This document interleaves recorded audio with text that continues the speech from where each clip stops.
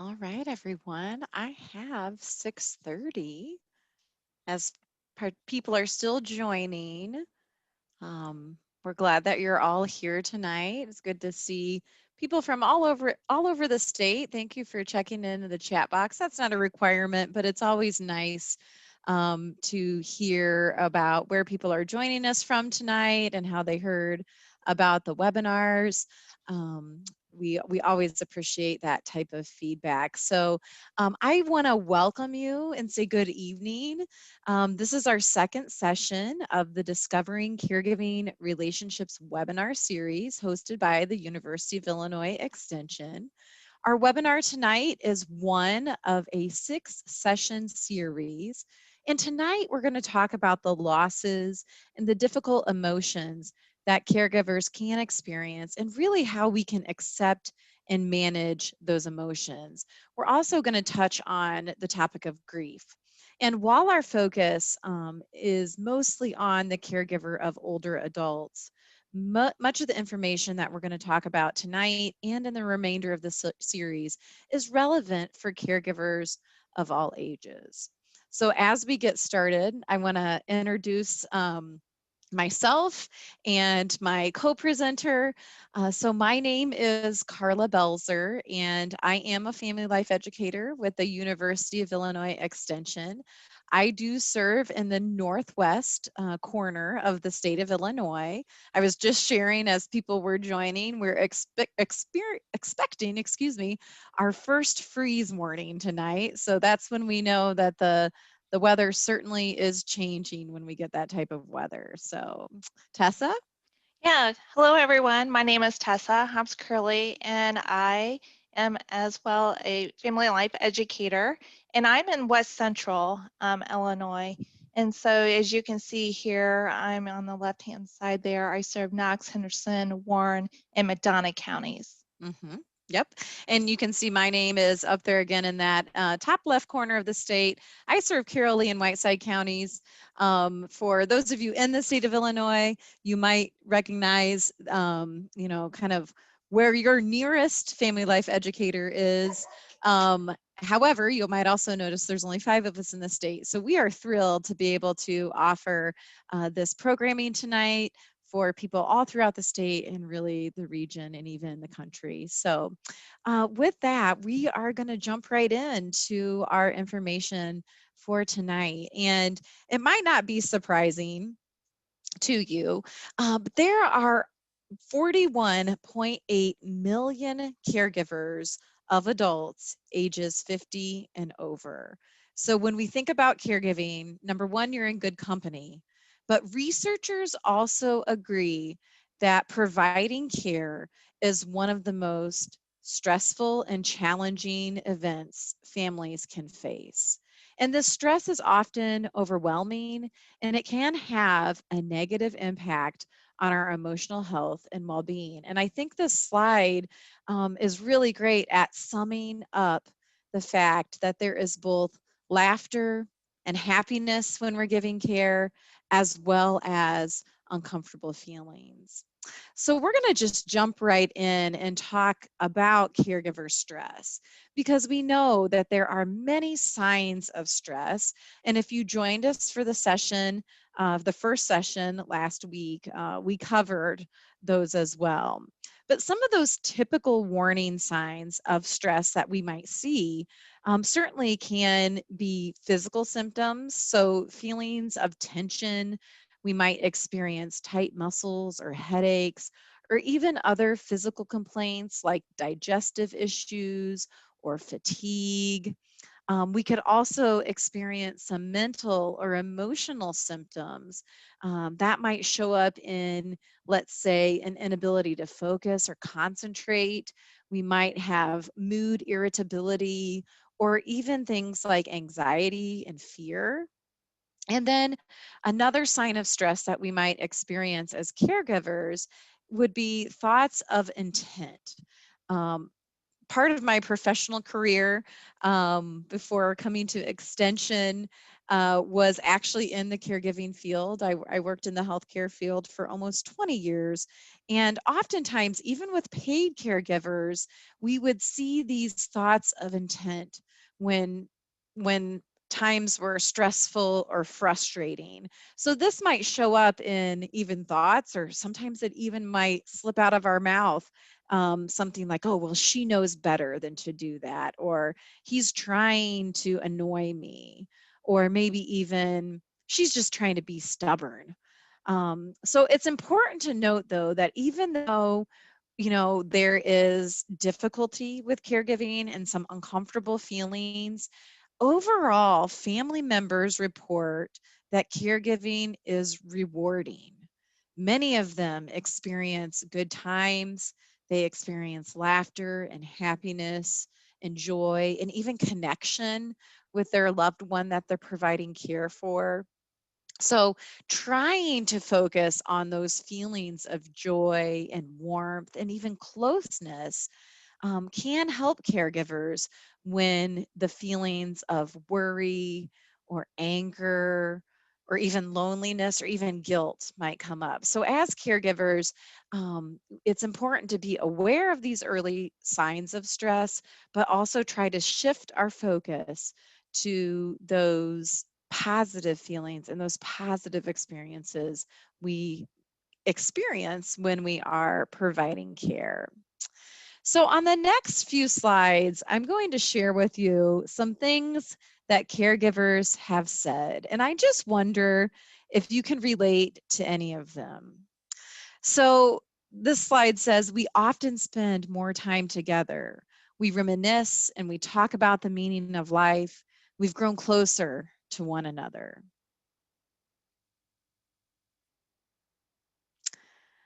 A caregiver has also said, I am satisfied that I can look after the care receiver, even though I do it because I feel that it is my duty. I feel a sense of purpose in personally giving care and providing the very best care possible. A caregiver has said, fulfilling this responsibility as a caregiver makes me feel good about myself. Our caring relationship has been able to continue. We have one more to share. Providing care for my family members has been a way to repay them for the care that they gave me in the past. So, as we proceed with this presentation, and as we proceed even with this series, and even as we go through our daily lives as caregivers, let's try to keep these positive statements in the forefront of our mind. Let's try to remember those, especially when times might become difficult. So we also know that caregivers might also feel like they're on a roller coaster. They might feel good about being a caregiver, and then something happens and those feelings drop, just like a roller coaster. So I have a question for you, and feel free to answer this in the chat box. What emotions might caregivers feel to cause them to describe themselves as being on an emotional roller coaster? And if you feel comfortable sharing in the chat box, please do so. So, what emotions might a caregiver feel or experience that might cause them to describe themselves as being on an emotional roller coaster? So I see guilt and sadness, loneliness, hmm hmm uncertainty, certainly anger, frustration, not being appreciated. All right, yeah. Hopelessness, wanting to run away, that you're not good enough as a caregiver, right? Certainly when we are feeling, having a very positive day when we're giving care, or a positive experience, caregiving experience, and then one of those situations happens that's either out of our control or things take a turn for the worse, we can certainly experience many of these feelings that that you're identifying in the chat box. I just want to also say the exhaustion, absolutely being taken advantage of, that certainly that feeling of being overwhelmed, and other, possible feelings that might make us feel like we're on a roller coaster include things like concern, even worry, and thank you, Mary, for just including that, depression. Oftentimes in my experience, I worked in long-term care centers, especially with older adults who were experiencing Alzheimer's and dementia. And there was often that sense of depression when we wouldn't see those results, right? Or when the care receiver would have a really good day and then the next day wouldn't be so good. So even just the changes in those physical condition of our care receiver can also make us feel like we're on that roller coaster. And we do know, and we do want to recognize that feelings towards the care receiver may even change as the need for care increases. So it might be easier to accept those uncomfortable feelings when you remember that feelings do in fact change. So even things like being tired from having a lack of sleep, oftentimes caregivers skip meals or they even eat unhealthy meals, and even just not physically feeling well ourselves. These things can make our negative feelings more intense. So feelings can also change if we have some unresolved issues with the care receiver. So if past issues throughout our relationship with the care receiver have been unresolved, that can cause our feelings to change. A big one that we often hear reported from caregivers is if there is disagreements between the care receiver or other family members regarding care. That can be a very big driver of emotional and feelings change, feeling the change of feelings when everyone's not on the same page. As I just mentioned, if we have unmet personal needs. So we are going to talk later in the series about taking care of ourselves as caregivers. And it's very important that we try to meet our personal needs as best we can. I always like that saying is, you can't pour from an empty cup. So if our cup isn't full, it's very hard to pour into someone else to fill their cup. So our feelings can change due to having those needs like sleep and physical activity, or even just like having a respite, having a break. If those needs go unmet, it can cause our feelings to change. Certainly, if we have a care receiver who exhibits difficult behaviors, now this might be, as a result of the disease or the illness process. But if we are providing care for someone who is difficult to provide care for, it can certainly cause our feelings to change and that roller coaster to go, um, you know, on a ride on the track, go up and down the emotional roller coaster. We can also have resentment towards family members. So we oftentimes see this in families where one, family member is doing the majority of the care, and then other family members either want to provide their input or opinion on the care that's being given, but there's little action behind providing that care. So certainly resentment towards other family members can cause our feelings about caregiving to change. And then even communication with professionals. I believe I saw in the chat box earlier where someone said, we just don't feel like we're doing a good job, or we're doing the right job, or it's not enough. Sometimes, when we compare ourselves to people who do this professionally, that can cause a roller coaster of emotions as well. So I want to just talk about the domino effect, because at times your feelings may become overwhelming, which increases our caregiving stress. So if we choose to ignore those feelings, they can continue to accumulate. And then what happens? They erupt. oftentimes without warning. So we may become irritable, depressed, or even ill. And in some cases, if we don't address our emotions and our feelings, it might cause us to lash out and either say or do things that we will later regret. So, in that way, it's very much like a domino effect. So, if you're comfortable answering in the chat box, I would like you to share what are some of the typical stressors or events that caregivers might face. So, as you're comfortable, please answer that in the chat box. And as you do, imagine that I am standing a single domino on end for each one that is listed, and that I'm putting those dominoes in a row that's fairly close together. All right, so certainly bathing, right? Giving personal care. Yes, that can be a time where we might experience stress.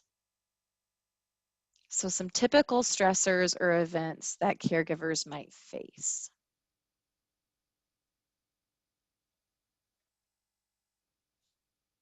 We'll give some time for people to type. Scheduling, certainly if we're sharing care with other family members, a lack of sleep. Oh, splitting time between my children and caring for the parents. So being that sandwich generation, right? Where we're trying to give care to everyone. Absolutely, that can cause stress.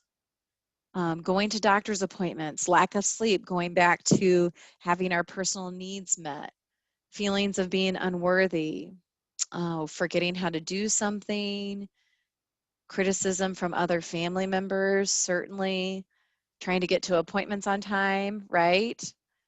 Mm-hmm. So Judith, I hear Judith's comment, or I see Judith's comment is figuring out what this will look like as we move forward. So some uncertainty about the future certainly can cause some stress. Feeling guilty when you take self-care time, having accidents, right? Refusal to follow doctor's instructions. So as I'm reading each one of these, in your mind, visualize me standing up a domino for each one of these. Um, not being able to have a phone conversation, having a combination of fear of the current pandemic and having to coordinate care, preparing meals, um, bills and medication.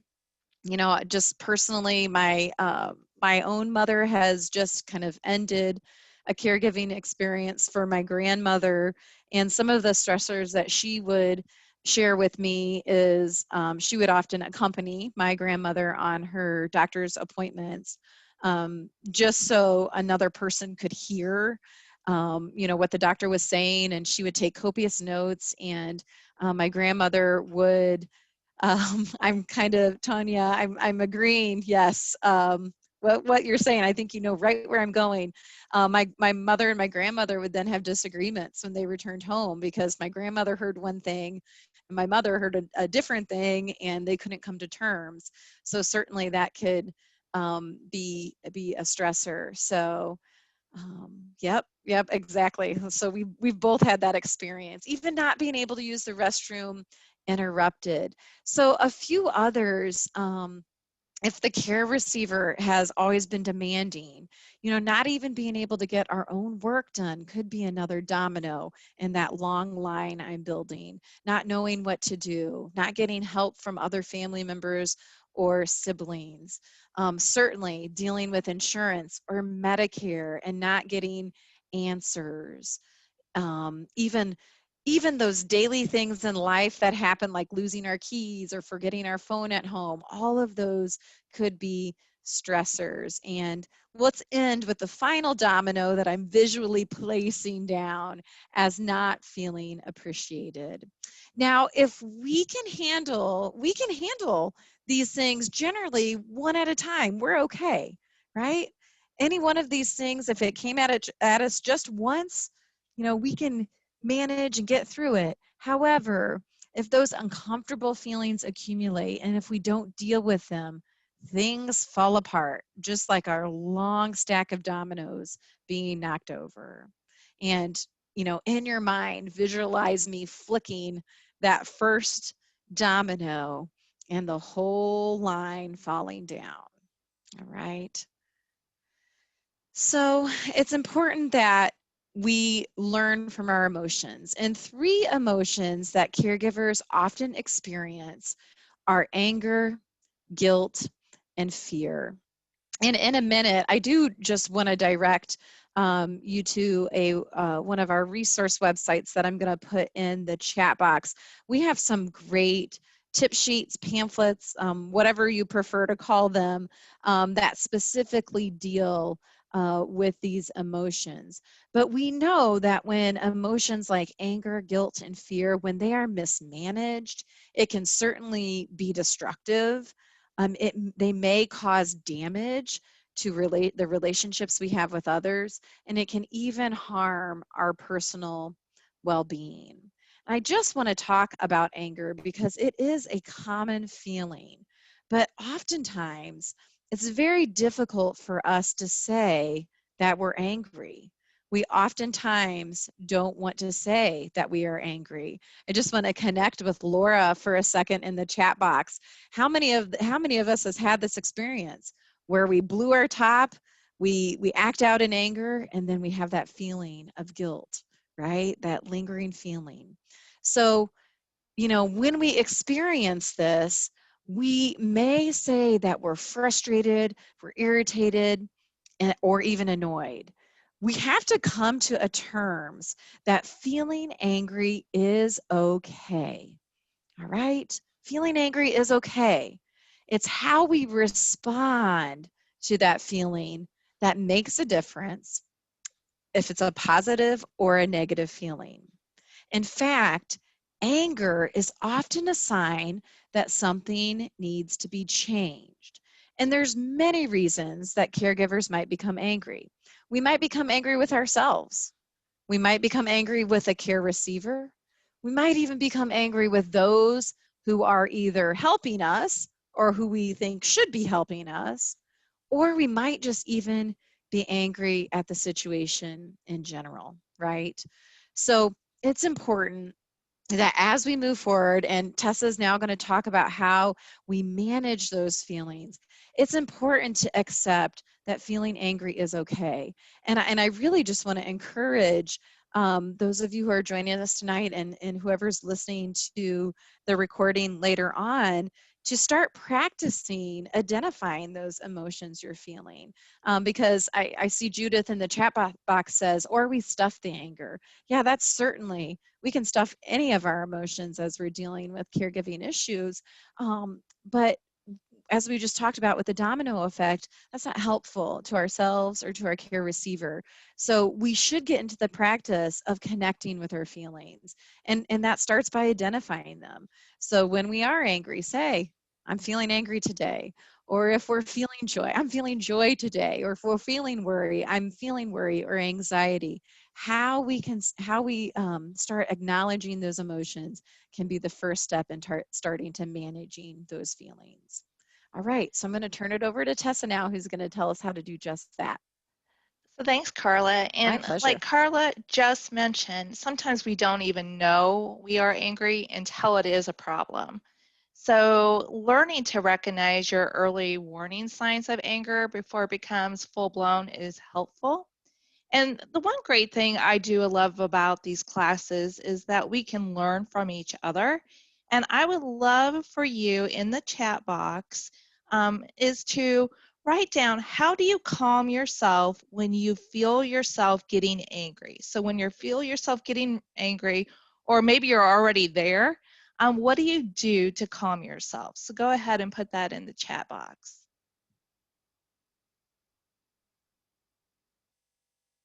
Go running, count and breathe, exercise, deep breathing, for a massage therapist, right? Journaling, walk away for a minute, take a breath, eat. Yeah, sometimes we do that, don't we? Walk away, try to distract yourself with reading and playing game on phone, cup of coffee, Sit in your chair and cry? Yes. Remind myself that the person has brain damage. Okay. So, and somebody said cry. Yeah, I can cry when I'm happy. I can cry when I'm sad. I can cry when I'm angry. Absolutely. Sometimes those emotions definitely come over us. Many people had things that I have on my list here with write in a journal. Diarying is very positive. We've had lots of different workshops on that. Meditation, relaxation exercises, engage in physical activity. I'm glad somebody put in there about running or walking. Absolutely. Talking, again, somebody mentioned talking to their massage therapist, but talking to a friend, having someone close to you that can just be there for you. Also, look for ways to make a change. And I love that statement, look at ways to make a change. If anger feelings become overwhelming, it may be a message that it's time to see a counselor. So if it's really getting to you and it's as identified very overwhelming, it's okay to call someone and reach out because um, nobody wants to feel angry or um, get to the terms where somebody mentioned earlier where they blow a casket or I'm really frustrated with it. Um, Here, the title of the slide is Why Do We Feel Guilty? The feeling of guilt can often follow anger, just like somebody mentioned. However, it is often comes without anger as well. So guilt is what we feel when we act wrongfully or hurtful toward another, or when we believe that we have done so. It is an interpretation of an event. So many times we haven't done anything wrong or hurtful. What we are experiencing is a sense of regret. Again, regret is sorrow over something that has happened. There are many reasons caregivers give for feeling guilt that include wanting to do more for the care receiver. I saw somebody had put that in the chat box earlier. Having unrealistic expectations of what we can do or what care receiver can do. Caregivers sometimes regret decisions they have made or done. There may be unresolved issues in the relationships with care receiver or family members. Also, feeling angry, resentful, wishing things were different. And I'll kind of explain that a little bit more later.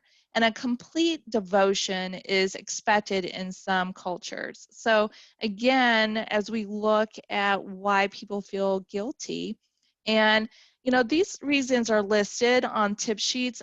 We mentioned that in the chat box a couple minutes ago. You will have all access to the tip sheets when we place the website at the end of this presentation. And so the title of this tip sheet is Using Guilt Constructively. And just to kind of talk about how to deal with guilt, um, I'm curious, so how do you deal with guilt? So in the chat box this time, I would love to hear how you deal with guilt.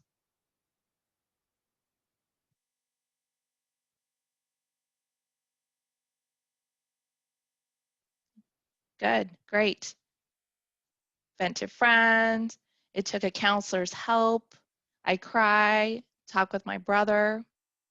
Yes, talk to a counselor, acknowledge it. Beautiful. I'm glad you mentioned that, Sheila. Acknowledging, reframing.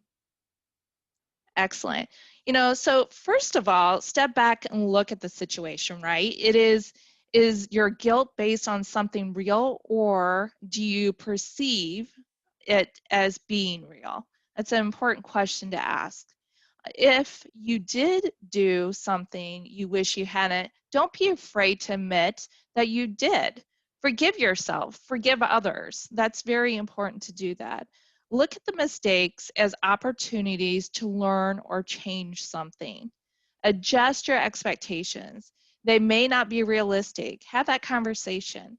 Also focus on helping things you have done. Focus on the helpful things you have done. Okay, so again, acknowledge, as somebody put that earlier, but really acknowledging the things that you are getting accomplished. And then also looking at, can changes be made? Ask yourself that, and what can't be changed? And again, I love that people put in the chat box about seeking counseling, but that's okay to do that. We all need support. Again, as we're kind of moving here, fear may be an underlying cause of anger and guilt. Okay, so what fears do caregivers have? So again, in the chat box, what fears do caregivers have?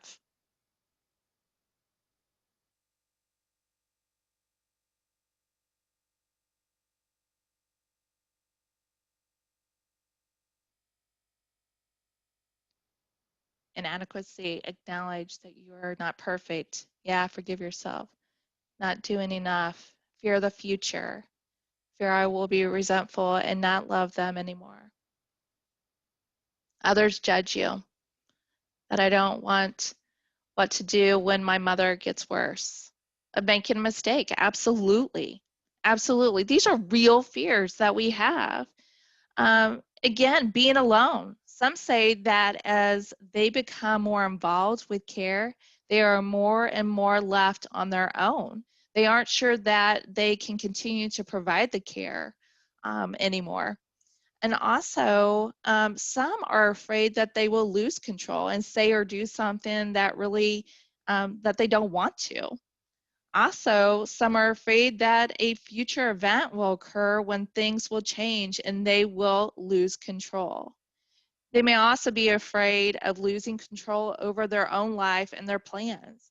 They may not be able to complete them. So I know some people have talked about that balance, as Carla referenced earlier, how you're able to take care of, children and your parents at the same time. It's difficult. Some may fear they might not be able to continue providing care if they become ill, or the care will require more than what they can provide. Individuals have put that in the chat box already. The care receiver will die and they will become abandoned. Sometimes people have that fear too. And also financial concerns like, can I afford the care needed? Nursing care, special needs. That's a true concern. So again, as we look at the tip sheets that are provided, looking at, what fears do caregivers have? These are things that are very real, and asking yourself, what are specific things that contribute to the fear? What are some things that are happening, and identifying the fear? It's important to name it. What am I really afraid of, and why? So sometimes, we look at the big picture and there's so much happening, but we just need to ask those simple questions. Name the fear. What am I really afraid of, and why? Okay. And then again, look at acknowledgement. And then, sometimes our lack of knowledge about condition or the resources or even personal health concerns, sometimes uh, receiving that information can make and give us comfort.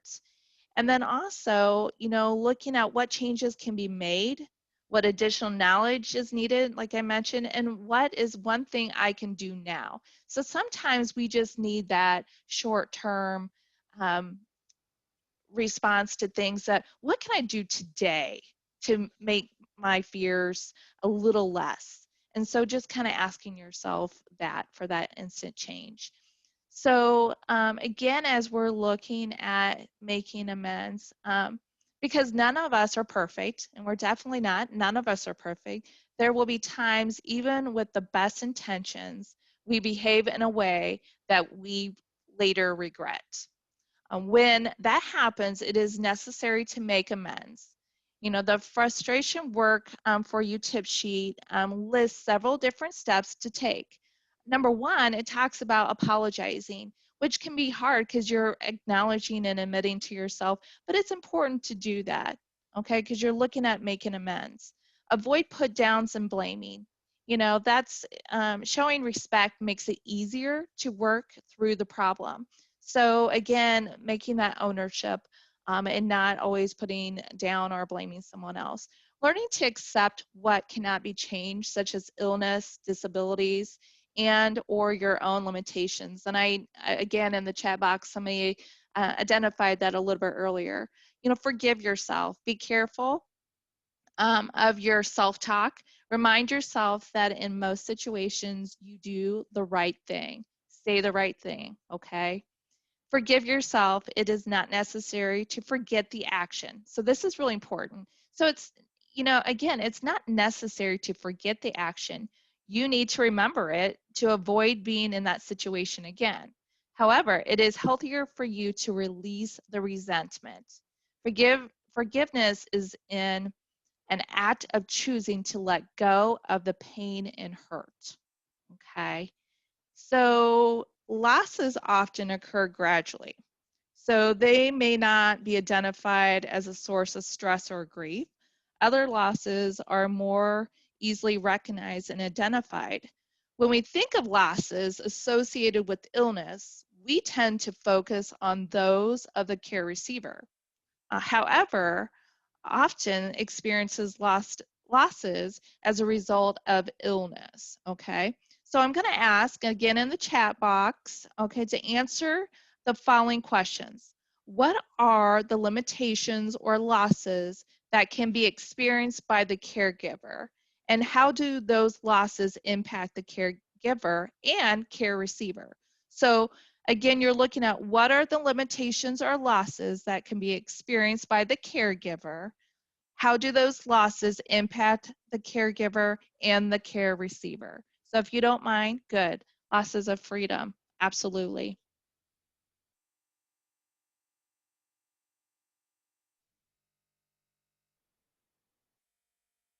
Companionship, losses of connection, loss of personal time and space and life. Absolutely, Cheryl. Loss of my health, loss of parent being the parent and I am becoming the parent. Yes, losses of control, financial support, loss of basic living skills. All of these, absolutely. Inability to plan too far in advance, right? Sometimes I remember individuals talking about that they wanted to go on a vacation and something, they had everything set and then something happened and their loved one ended up in the hospital. And so their whole plans had to change. Not being able to get away to visit friends or out of town, okay? Losses of quality of life, loss of youth, absolutely. So everything that you identified here, that social interaction or relationships with those close to us may change or end. Caregivers may feel isolated. Also, caregivers experience a change in relationship role, as you had mentioned, the child being the parent at the end. Control over personal time and life events, as we talk about wanting to get out of town or visit friends, feeling limited with that. Also, caregivers must sometimes give up their jobs or put their careers on hold. Future plans are lost. Again, as we look at that, the losses that are associated with it. Also, caregivers may move closer to care receiver to provide care. So as we talk about, individuals might have to move in or move out or move the person in with them. Sleep is often lost due to overwhelming emotions and demands of physical care, resulting in other losses such as concentration and overall feelings of well-being. Caregivers often neglect their own health, causing more susceptibility to illnesses themselves. So, and I just kind of want to reflect on that and emphasize enough, so many times we think about losses, but you will see individuals that, maybe if the individual has passed away, that you see them a little bit healthier and less worn out. So again, when we think about being in that caregiver role, we need to be making sure we're taking care of ourselves. And I go back to what Carla mentioned earlier, right, Carla, you talked about, the cup being full because it's important that you're taking care of yourself, because if you have nothing to pour, you have nothing to give. So, again, as we look at the overall care and the losses, it's important to think of your losses and write them down on a tip sheet or piece of paper. So we encourage you to do that. Not today, you can do this on your own time, but think of your losses, write them down um, on a piece of paper. Keep in mind too that multiple losses happen close together may not allow enough time for recovery before another loss comes along. So sometimes the um, ongoing events effect may delay recovery and increase the impact of new losses. So if you have had one loss and immediately following something else, it definitely has a different impact. There are some ways to cope with losses that are listed on your tip sheet. And so again, I'm not going to spend too much time, but again, I think people had mentioned it earlier, talk and express your feelings regarding your problem with a caregiver. Have those conversations. Schedule time for yourself, maintain your social contacts. I know there's many times that friends have, you might say, I need 5 minutes, 10 minutes, or 15 minutes to run to town and just a break. Sometimes friends, will do that for you. Avoid isolating yourself from others. Okay. I know somebody just typed in here, loss of partner in decision making. Absolutely. Um, again, whenever you've always been able to do that together, and it's very hard to make those ongoing decisions whenever you've had that partner to do that with. Be realistic about your abilities and limitations as a caregiver. I know we kept on bringing that up, but it's important that we do that. You can't do it alone, so be willing to accept help from others. And that's something that you need to keep in mind. And keep your sense of humor. We have several different workshops when it comes to humor and the importance of humor. And even with caregiving, it's important that you keep that humor and see the humor in it. And also forgive yourself and those around you. That's important to do that as well. And so, as I talk about losses, we talk here about caregiver grief. Grief is the emotional response to loss. Although grief is universal, it is also personal. There is no set guidelines for how long, when, how one should grieve. And it's important that I say that because sometimes people are like, well, isn't there a general rule that you do this? But again, there is no set guideline for how long, when, or how one should grieve. Grief may be experienced for losses in the past, for losses occurring now, and also for the future. Okay, so that anticipation. Caregiver grief is an emotion that is real but may not be recognized. There are several things that contribute to caregiver grief. We have identified situations that complicate the grieving process for caregivers, right? So here I'm going to identify the, some types of grief. So incomplete grief. Caregivers are busy and may not have time to grieve before another loss occurred. So as a result, health problems, depression, or self-medication with drugs or alcohol can occur.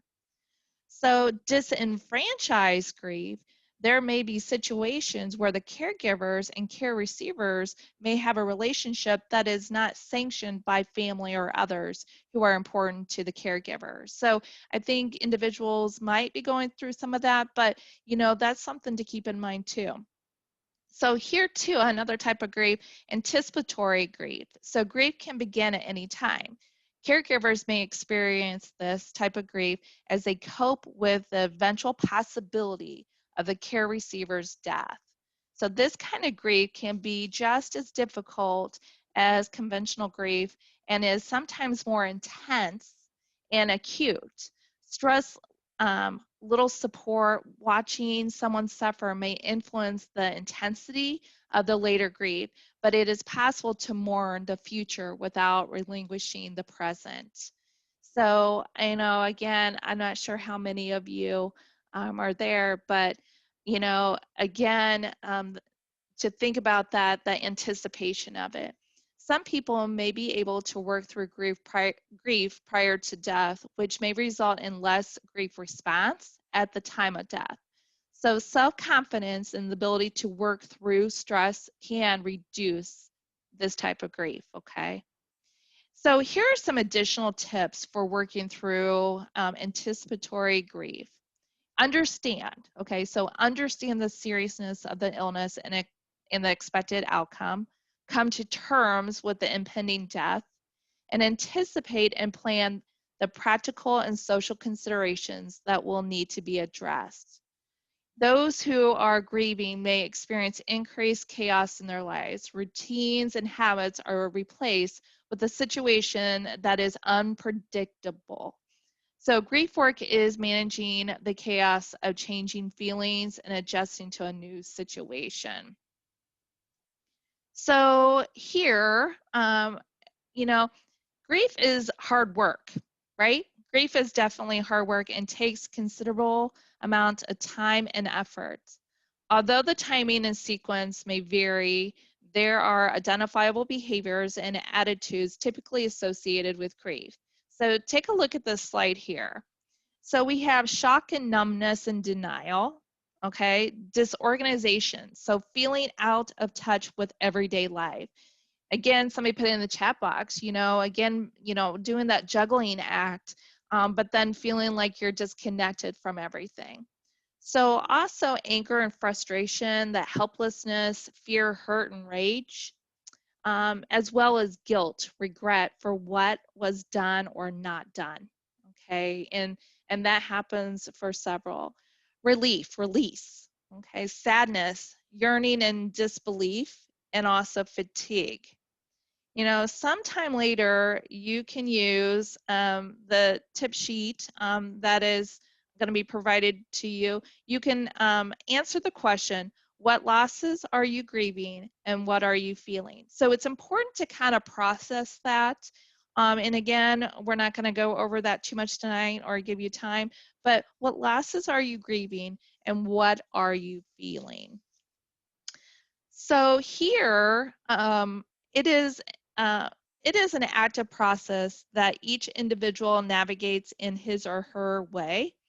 So, anyone who has gone through grief knows it is work.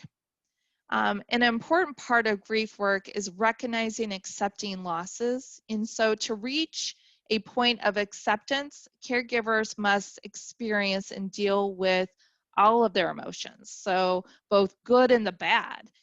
Dealing with loss is not forgetting all that you have lost, but learning how to integrate those losses and move forward. And that's important. So dealing with losses is not forgetting all that you have lost, but learning how to integrate those losses and move forward.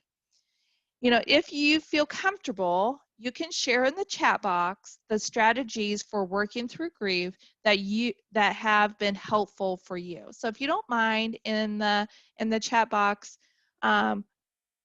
what what strategies for working through grief that has been helpful for you?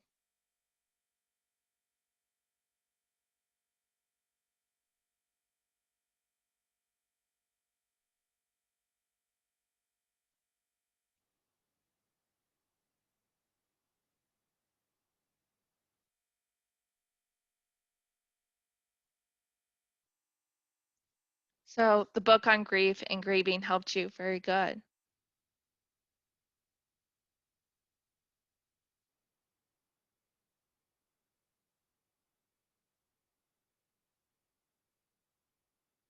Hospice was awesome. Personnel was awesome. Great.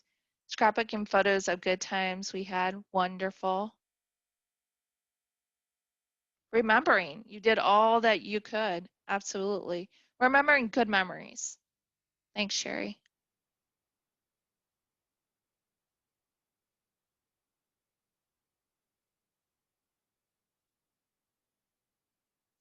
laugh at funny things? Absolutely.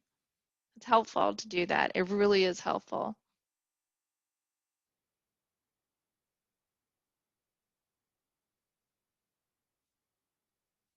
Yeah. Create an incident report. You know, taking advantage of the moments in the present. Okay. Remind yourself that my mom knew that I loved her.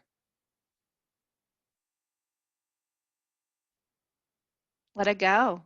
You aren't in control of this and can't fix it. Absolutely. Great. Thank you, everyone.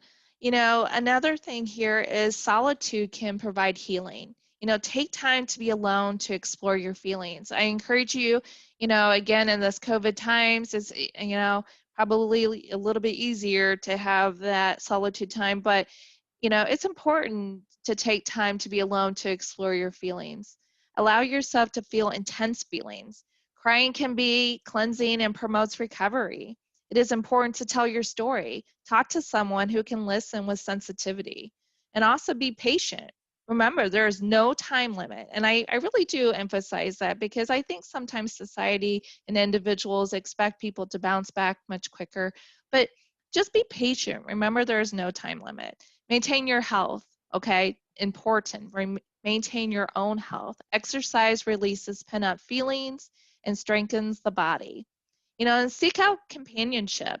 As much as possible, stay in contact with friends. Again, gather memories. I know somebody put that in there. Spend time recalling special occasions and important times of your life. Journal that. Put a scrapbook together, as mentioned. Also, develop a tape. I think that's important too, is that if you have an opportunity, put a tape together. That's fun to have that in your own words. Again, as I mentioned, journaling, writing can be helpful to explore your own feelings and new ideas. Accept, okay, social support. Allow others to help. Okay, sometimes it's hard for individuals is to allow others to jump in and help you. Be assertive and tell others what you need. And also, too, participate in support groups to reduce feelings of isolation. So sometimes death is like the elephant in the room, right? We know that we are stressed and overwhelmed, but we also know that the most likely event that will end our caregiving experience is death, and we want to avoid thinking of that. Caregiving provides an opportunity to resolve a relationship and complete unfinished business. For example, sharing the meaning of relationship with the care receiver, um, recollecting memories, okay, exploring difficult relationship issues to provide closure, planning for the future together so that the plans don't seem to be a betrayal after the death. I know somebody said to me the other day, I'm so glad that they were able to pick out their tombstone and everything else because that definitely would not have been the one I would have picked out. Again, saying goodbye at the appropriate time, okay? And I'm just going to go through few other slides here. Um, Depression and grieving people report experiencing these. And again, sadness, okay, tearfulness, sleep problems, definitely, and appetite and weight change. Since the since their reactions are similar, it is important to recognize the difference between the two. Okay, so we have grief or depression. When a person is increasingly unable to function on a daily basis, grief may have turned into depression. Grief is an active process, while depression tends to be passive. Okay, so with depression, a person remains stuck in sadness for a long time, is increasingly unable to function on a daily basis, expresses feelings and helplessness, permissive and emptiness, pessimistic. Okay, so again, it doesn't mean that you just have one bad day. It means that the individual is very pessimistic. They don't see any happiness whatsoever. Finds previously enjoyed activities are no longer interesting. Okay, tends to resist help and support and may pay less attention to their own self-care and experience more illness. So again, as we look at the difference between grief and depression, what I just covered was the depression.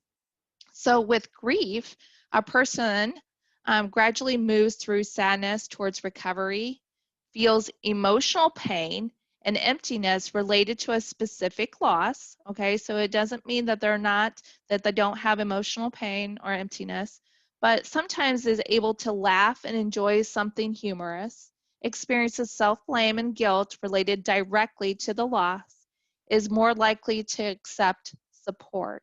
Okay, so again, as we're looking at depression and grief, many caregivers benefit from talking to a professional person. Many of you had talked about that counselor who can help them work with the grief and depression and once again enjoy life. So do not hesitate to speak to a professional for help in managing the grief process. It's okay. So you're getting permission is definitely okay. So successful grieving can provide increased feelings of strength and security, deeper self-understanding and self-esteem, increased sensitivity to others, and enriched perspective of reality. Okay. And here too, as you know, I want you to remember when difficult feelings seem overwhelmed, focus on the benefits of caregiving. So again, as we mentioned with the quotes in the very beginning, so we need to focus on the benefits of caregiving so that growing closer, spend more time together, reminisce and talk about life, quality care, even those who care out of sense of duty, okay, because we have a duty, are pleased that they can look after the family member. There's a sense of purpose in personally giving care and giving the care receiver the best possible care. Also hear that self-worth, feel a sense of achievement or increased self-worth. Fulfilling responsibilities makes you feel better about yourself, and that relationship continues. When there has been a caregiving relationship, it doesn't have to end. Memories are made to last a lifetime, okay? An opportunity to repay them. We hear that. Caregiving can be viewed as an opportunity to repay the care receiver for mutual caring in the past and to enjoy time together. So again, as we look at discovering the benefits, it's important for us to kind of explore that and understand and remember those importance to the benefits. So Carla, do you want to go ahead and share a little bit more about the information here? Yeah, absolutely. So we have some resources. Sherry actually just put it in the chat box. So thank you so much, Sherry, for doing that. I would really just encourage you all to check out these great resources that we have developed for you because they can be really helpful in helping you along your caregiving journey. And, even when you uh, go about your day and evening, it can be great to have some resources that you can rely on. So if you want to go ahead and hit the next slide, Tessa, we have some additional caregiving resources that we will leave up on the slide for a moment, but I also want to direct your attention. We do have an evaluation that we would like you to fill out. It just helps us, gives us some feedback on the session. So if you could take a moment to fill that out, that would be appreciative. Oh, look, Sherry is on it. She has got the session evaluation in the chat box as well. So I do want to let you, Tessa, are you able to advance the slides? Oh, thank you. Those are those caregiving resources that Sorry we about that. talked. That's okay. That's okay. I thought, sometimes there's technical difficulties, so wanted to make sure you were still on board with us. And thank you for your positive comments also in the chat box. Thank you for your participation, first of all, in your chat box. We certainly hope that this helps you feel supported and part of a larger community of caregivers, and that you have the resources that you need to continue to provide great care to your loved ones. So we are available again next week. Our session next week is about changing relationships. So I hope that you can tune into that session. We really would just want to keep that in the forefront of your mind. The next slide that we also have an ongoing webinar series for just general health and well-being. These sessions are held on Wednesdays at noon over lunch until November 18th.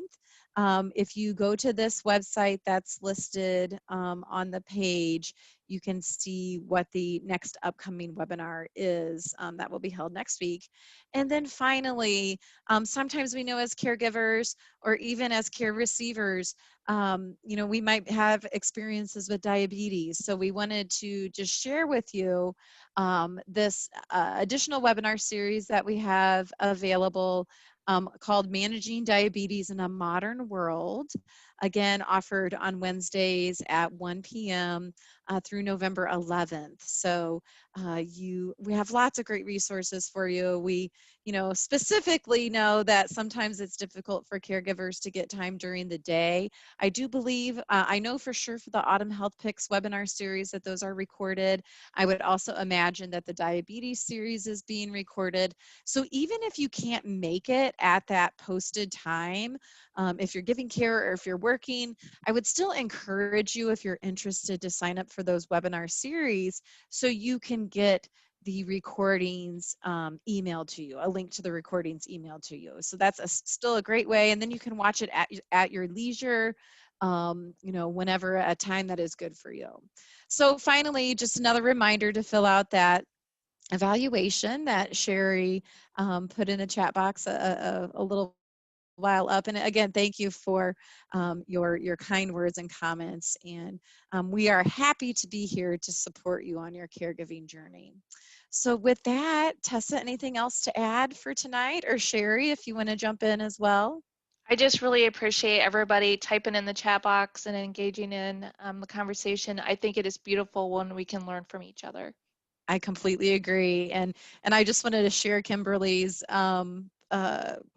Thanks for a lovely end to the day. And thank you to you all for your participation in this very important series.